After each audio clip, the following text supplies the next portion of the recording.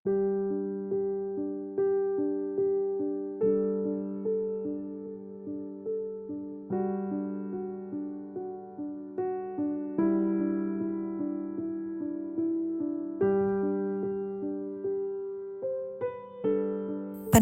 Saat Teduh Gereja Kristen Jakarta, Minggu 21 September 2025 dengan tema Menabur di Ladang Tuhan.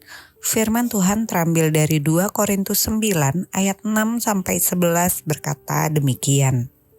Camkanlah ini, orang yang menabur sedikit akan menuai sedikit juga, dan orang yang menabur banyak akan menuai banyak juga.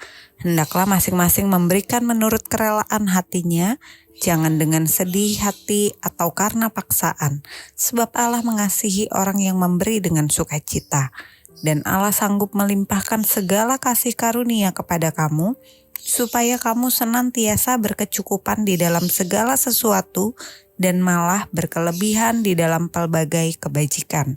Seperti ada tertulis, Ia membagi-bagikan, Ia memberikan kepada orang miskin, kebenarannya tetap untuk selamanya. Ia yang menyediakan benih bagi penabur dan roti untuk dimakan, Ia juga yang akan menyediakan benih bagi kamu dan melipat gandakannya dan menumbuhkan buah-buah kebenaranmu. Kamu akan diperkaya dalam segala macam kemurahan hati yang membangkitkan syukur kepada Allah oleh karena kami. Saya suka menanam sayur dan makan terong putih yang dimasak daun kemangi dan kacang panjang jenis usus ayam. Rasanya manis dan gurih. Cara memasaknya ditumis dengan api besar. Kedua bibit sayur ini dibawa dari Kalimantan Barat. Bibit terong putih sangat kecil dibandingkan dengan kacang panjang. Satu benih terong putih yang bertumbuh besar akan menghasilkan terong putih, bukan kacang panjang. Saat menabur bibit dengan jumlah banyak di media tanah, akan bertumbuh banyak juga. Bila menabur satu, akan tumbuh satu saja. Paulus mengilustrasikan pemberian persembahan dengan membandingkan menabur benih atau bibit. Petani menabur sedikit benih ke dalam tanah akan mendapat sedikit saat panen, sedangkan menabur banyak benih akan panen berkelimpahan. Pemberian persembahan kepada Tuhan adalah seperti seorang petani yang menabur benih, di mana petani akan menuai melebihi apa yang ditabur di dalam tanah. Paulus memperhatikan pengajaran firman Tuhan tentang pemberian persembahan di ladang Tuhan untuk pekerjaan Tuhan. Dia memberikan prinsip umum tentang tuai dan tabur. Ini adalah nasihat khusus bagi yang telah mengalami kasih karunia Tuhan Yesus di atas kayu salib. Dia tidak saja berbicara dalam konteks pengumpulan persembahan untuk menolong jemaat di Yerusalem secara finansial.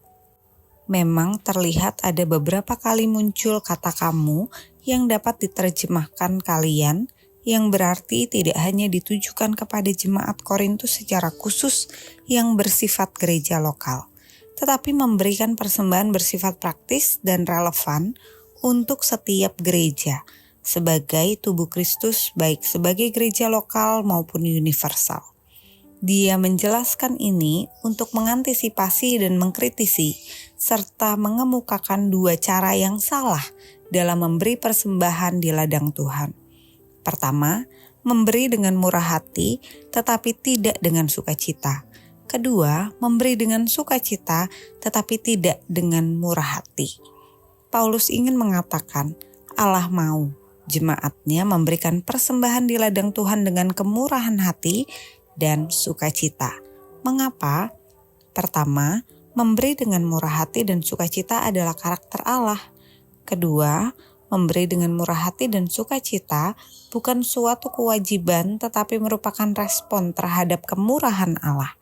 Dan terakhir, memberi dengan kemurahan hati dan sukacita menunjukkan iman jemaat yang mengucap syukur atas pemeliharaan Allah yang senantiasa mencukupi kebutuhannya dan selalu bersandar kepadanya.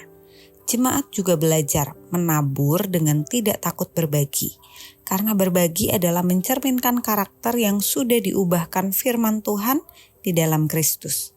Menabur di ladang Tuhan dengan kemurahan hati dan sukacita akan mendatangkan berkat, bukan karena kewajiban atau tekanan. Marilah kita menyadari bahwa memberi dengan murah hati dan sukacita sesuai kemampuan masing-masing adalah keinginan Allah. Memberi dengan kemurahan hati dan sukacita kepada orang lain akan diberkati Allah. Memberi dengan kemurahan hati dan sukacita tidak akan membuat Anda kekurangan, karena Tuhan telah memilih Anda menjadi saluran berkat bagi orang lain. Allah menginginkan supaya Anda memberi dengan sukacita dan rela hati. Mungkin selama ini Anda mengira Tuhan akan senang dengan pemberian jumlah yang besar. Padahal yang menyenangkan Tuhan adalah ketika Anda memberi dengan kesungguhan hati. Inilah yang membuktikan bahwa Anda telah menempatkan Tuhan sebagai yang utama dan pertama dalam hidup. Itulah ekspresi Anda memberi dengan kemurahan hati dan sukacita, hormat, tunduk, dan bergantung kepada Allah. Memberi haruslah menyenangkan, memberi dari hati karena Anda senang memberi, bukan karena Anda harus memberi.